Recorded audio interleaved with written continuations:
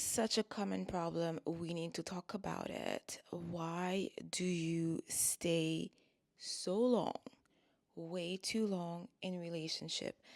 And I wanted to tackle this further today. We've kind of touched upon it a little bit in the last few weeks through a different angle, but it wasn't exactly the same. But this is such a common thing that I think it requires its own episode and some of the most common reasons behind such behind why we do that, why you might be struggling with this right now. So last time I came close to this topic because I mentioned your the Venus in your chart, right? The position that it is, if it's in the seventh house, which is the house of relationship, that is actually a really great thing. But the not so great thing for this particular issue is having Neptune there. Neptune, which is the planet associated with illusion and so forth and so on. So I'm not going to reiterate that part again because we've already talked about that before. Today, I really wanted to focus on other things that we haven't mentioned yet. And that is other strong indicators that I can see in the chart creating the exact same issue. Why are you staying in the relationship too long? Even if that's not you, that might be someone else that's dear to you, maybe your best friend, maybe a family member. And I feel like a lot of us we've been through that at least once. And perhaps you right now you are contemplating you doing some introspection, trying to understand yourself better. So let's dive in now. Pluto. You're like, oh my goodness, Stephanie, Pluto again. Yes, well, Pluto is the underworld, right? So obviously wherever Pluto is, it's gonna drag us deep into its depth, right? And it's dark there. It's a cave. It's the underworld. But this is where we have so many things in our blind spot. So of course it's not a surprise that I'm talking about Pluto. But Pluto won't be the focus of today's episode. But I just wanted to mention real quick, if you have Pluto and Venus that are aspecting, honestly, I can't think of any amazing aspects between these two, because the second you have, except if it's a trine, but the second you have Pluto, like if it's a supportive aspect like a trine, okay, yeah, they can maybe be in a better interaction ground. But usually having Pluto aspecting Venus is going to be something like creating a position, creating squares, and these are all very difficult aspects. And this is going to tend to create a lot of friction if you have that in your seventh house, in relation to your seventh house, which, like I mentioned before, is the house of relationship. So what I could see when I have this in my client's chart is things like, I can't let go. I can't let go. There is this certain intensity. People with strong Venus Pluto, it has this intensity. And too often we tend to connect intensity with real love. And that is something that takes a lot of intentionality to reframe, to rewrite, because intensity often equates to drama, and it's a form of trauma bonding. It's not necessarily the healthiest form of attachment or an indicator of a long-term stable loving relationship, right? And so when we have that Pluto aspect, we can feel that sense of deep fatedness. Is that even a word? I think it is. But like this, when you meet someone and you're like, oh, this is fated. And this is what intensity creates. It makes it seem like this is unique. I've waited my entire life for this. I cannot let this chance fly by me. So it really creates this sense of scarcity, this sense of lack, and this holding on to it, grasping onto it without dear life, because we don't want to let go, because we don't believe that we will have this again. So this is the type of way that this aspect can manifest in your chart. It's really equating intensity with love, like I said, and the fear of loss that pretty much overrides the logic. So where we saw in the previous episode with Neptune, it was creating a sense of illusion, like a fog. With Pluto, it's more a sense of emotional attachment through depth, but it's often drama. It's not the depth that we're seeking that is nourishing. It's more depth, fear, and like with all of these things that we mentioned before, right? Because the point is not that Pluto want to ruin your life, it's because Pluto is associated with deep transformation. So this is why it can often be behind attracting and behind all of these toxic, not all, but a good portion of toxic relationship that we see, because in a greater scheme of things, we call them toxic, but in a greater scheme of things, your soul signed up for that. It's the curriculum that your soul signed up for, because there is something that the soul can learn. The soul is trying to learn through that life experience in order for it to evolve. But the problem is, once we are operating in life without awareness, and then we get stuck, it's easy to get stuck in these patterns where you keep repeating them.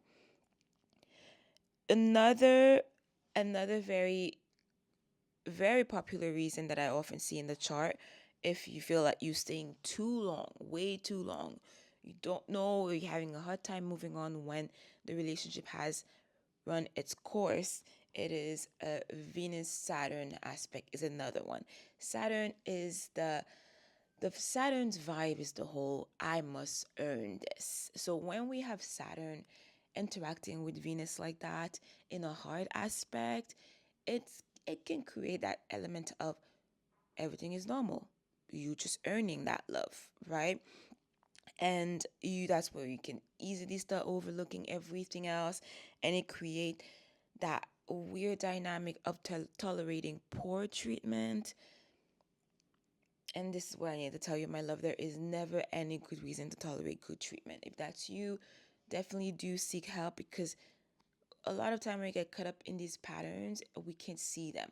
That is why we need to have someone else to mirror back to us and to reflect back to us. And again, this is why I'm here. So if you feel like you could really use some help for that, as usual, like I mentioned every time, all of my booking link out down below, we can have a session and dive deep into your own chart so we can see what your patterns are. And also, if you're going through anything in life, you're not looking for a birth chart, but you're just looking for like, you want some assistance, I use astrology, I use spirituality in order to help guide you. So as usual, all the links are down below. Another way Saturn and Venus can show is through feeling responsible for fixing relationship, right? Again, Saturn is has that heavy sense of responsibility, and we can also fear that same fear that another relationship is not going to come along. So again, once we're caught up in those patterns, it's very hard for us to break them by ourselves. And staying because of commitment. No one knows commitment better than Capricorn, right? I mean, not just Capricorn, the earth signs especially. They understand commitment on another level. So that these are all things that could be playing in your blind spot. Another thing that we could see, another reason would be the moon aspect. Now, the moon aspect can create that element of I have to endure this, which again, this is not love, doesn't have to be struggle love, right? And this can manifest through emotional unavailability, right? You remain emotional unavailable because the moon is your emotional world. So if it's aspecting again with Saturn, it will tend to create a lot of friction in your life. And again, I often see that with accepting emotional neglect and a lot of poor treatment around emotional safety. And lastly, because I don't want this, I have way more reason, but we're going to cut this short because I really don't want to talk about too many things at the same time. But the last thing I wanted to mention is strong eighth house placement. So I was going to start speaking in French for a second. So strong eighth house placement. Eighth house is associated with merging, with a lot of time we can see it as a sort of continuation of the seventh house, not in a clear cut way, but I like to look at the eighth house because we need to remember that the chart is a story. Every house is a precursor to the following house. So nothing in the chart is working by itself. Everything is interconnected and interrelated. So the thing I want to see which planets, what do you have? What activity do you have in your eighth house? Because that can create a sense of deep bond that feels that you cannot escape from, that feels impossible to break. Now, this is the intensity of the eighth house. And often, if you have Venus in the eighth house, the moon, or your chart ruler in the eighth house, these are all things that are going to add more, that are going to help us understand what you're going through on a deeper level. So, and to summarize all of these things, right, we could see with Neptune, like we talked about before, can create a deep sense of illusionment. Illusion, disillusionment. I swear I'd be creating words on this podcast. It's absolutely extraordinary. And Saturn can create this deep sense of responsibility where it is misplaced and fear of losing that love. And then we have Pluto can create that inability to let go. And then also the eighth house placement can have that same impact. Chiron, like we see on the podcast, exposes a lot of your different wounds. So that is something else. I think I mentioned that already. And then the eighth house, again, just cranking up everything. It's like it's like everything being on steroid, right? So that's what I wanted to talk about in today's podcast. If you feel, I want you to understand, like I always mention, the chart is your chart is alive and it's talking to you and it's here to guide you.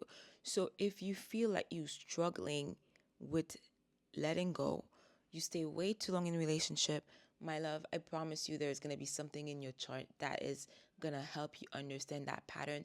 And together we can work together in order to help you rewire these things, right? So that's what we do in the sessions together. As usual, like I say, all the links are down below. And I also do have a quiz that I created recently to help you understand what kind of pattern you have. Because the first key to change, to transforming yourself, to healing is awareness. And I think it's a really fun quiz, and all the links are down below. And on that note, my love, I will see you in the next one. Keep shining bright like a diamond. Bye.